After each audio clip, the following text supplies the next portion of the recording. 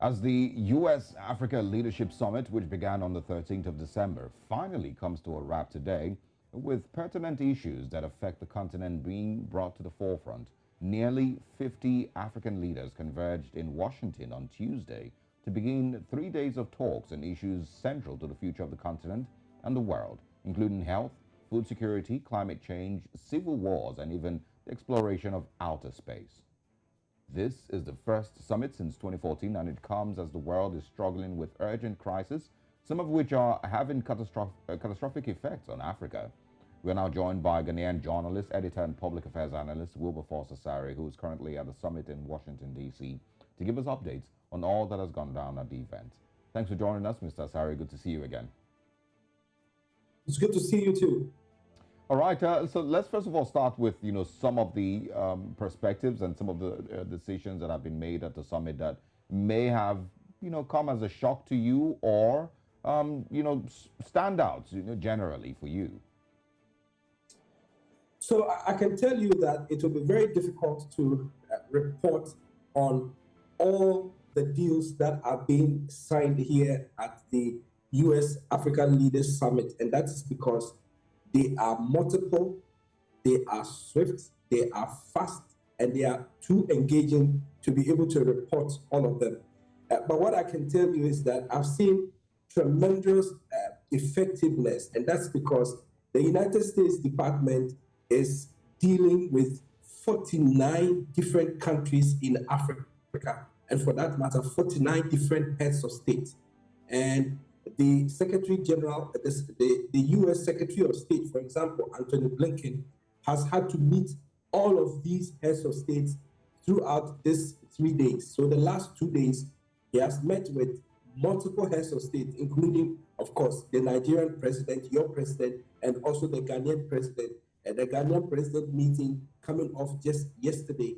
Today, several other heads of state are meeting with the Secretary of State, Antony Blinken, and his team. All of it is aimed at dealing with country-specific issues. And so, for example, when he met with the Ghanaian leader, the main focus was security in West Africa, the entire ECOWAS region.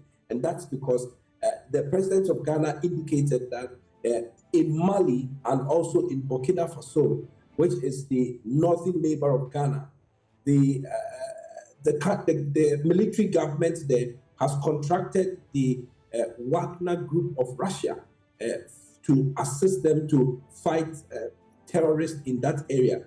And he considers the Wagner Group a terrorist threat itself to Ghana, to Nigeria, to Benin, to Togo, and to Ivory Coast. And so was asking direct support from the United States to help deal with this Wagner Group, who are known to be very merciless mercenaries in their operations in parts of Ukraine and other places. And so the issues have been extremely broad and what have you. Again, I believe that you may ask me about the U.S. president himself, and that's because yesterday he did close the U.S. Africa Business Forum and did make some sweeping announcements about what the United States intends to do with Africa and for Africa.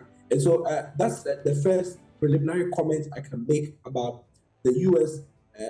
Africa Summit, which is taking place here in Washington, D.C.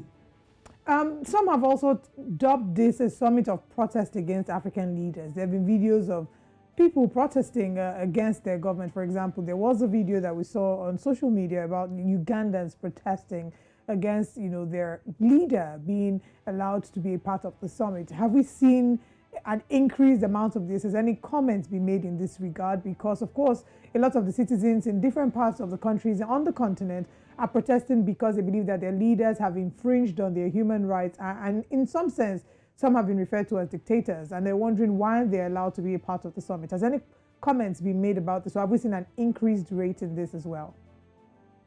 All right, so what I have seen is that when you are entering the Walter Washington Convention Center, which is where virtually all the conference activities is taking place, there is one particular place where I have seen Ugandan protesters protesting.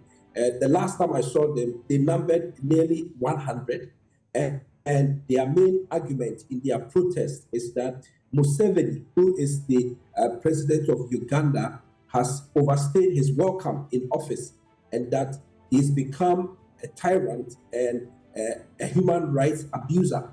And so these protesters, who obviously live in the United States, are demanding that the United States administration shouldn't have invited him to participate in this all-important U.S.-Africa Leaders Summit.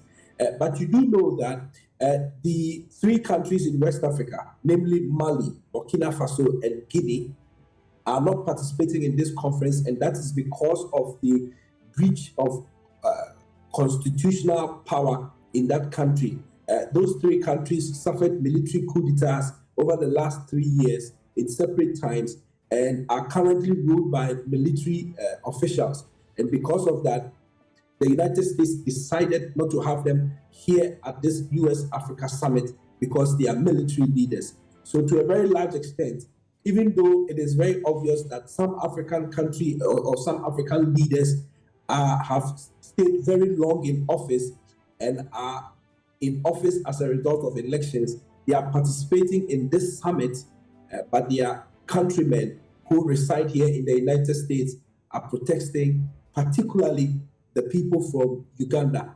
I have heard little about any other country, but Uganda has featured prominently, and I actually did see their countrymen protesting vehemently in front of the Walter Washington Convention Center entrance.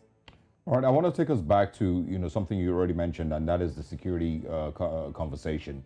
Anthony Blinken and, of course, the U.S. government met individually with these African leaders, and one thing that they spoke about was security. They had a conversation with Abiy Ahmed of Ethiopia, of course, talking about the civil war that has been raging for quite a while now, and also with President Felix Tshisekedi of DRC, and of course, still speaking with regard to security. So I want you, to share your views, on how much interest the United States has in actually supporting to cure the security challenges that these parts of the continent are having. East Africa, has been, of course, dealing with the M23 rebels for a bit. Abiy Ahmed has his own internal security crisis that he's been dealing with, and of course, there's still terror groups that are spread across different parts of the continent. The United States might make these statements, and of course, you mentioned the Wagner Group earlier. Do you think there's any sincerity really from the United States in helping these African nations deal with these challenges? Well, so if we talk about the issue of sincerity, you probably will have to take the United States president's words for what it is worth. And that's because when Joe Biden was closing the U.S. Africa Business Forum yesterday, he did talk about the fact that without security, every development effort that is being made in Africa will come to naught. And so as the United States plans to help develop the African continent, it must be extremely concerned about the security situation in the continent, because without peace, you cannot build a road. Without peace, you cannot build a house. Because whilst you are building it, those who are enemies of democracy, as it is put by the Ghanaian president, will be pulling down the house that you are trying to build. And so the issue of security is top priority because it goes hand in hand with any effort to ensure development.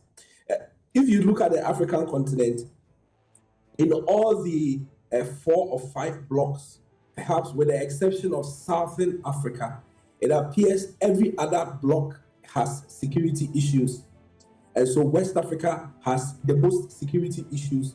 The northern part of Africa, which is usually described as the above the Sahara, is not stable because of issues in Libya and other places.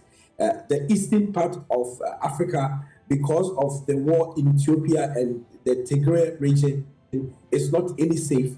You come to Central Africa, because of the tensions in Mozambique and also in Democratic Republic of Congo and Rwanda, there is no settlement anywhere, there is no peace anywhere. And so it will hinder democratic development and also economic development. And so I want to believe that President Joe Biden, when he spoke yesterday at the closing ceremony of the US-Africa Business Summit, meant what he said when he indicated that the United States is concerned about the security situation in many parts of Africa, and steps are being taken to address them. We want to take him for his word and hope that the United States will bring its security powers and security abilities to bear to support Africa. And it's important that we use the word to support, because if America gets involved directly, it also has its own international implications. And so it will rather they support the efforts being made by African countries themselves to be able to secure their territorial integrity. All right. Oh, well, just a quick reminder that Africa needs trade and not aid. And of course, to everyone who may not have realized yet, Western countries and of course world powers do things, based on their own interest. It might be sugar coated as something else, but it's really based on their interest. But thank you very much, Wilberforce Osari, for your time. We wish you a great time at the United States, and of course, a safe journey back to Ghana.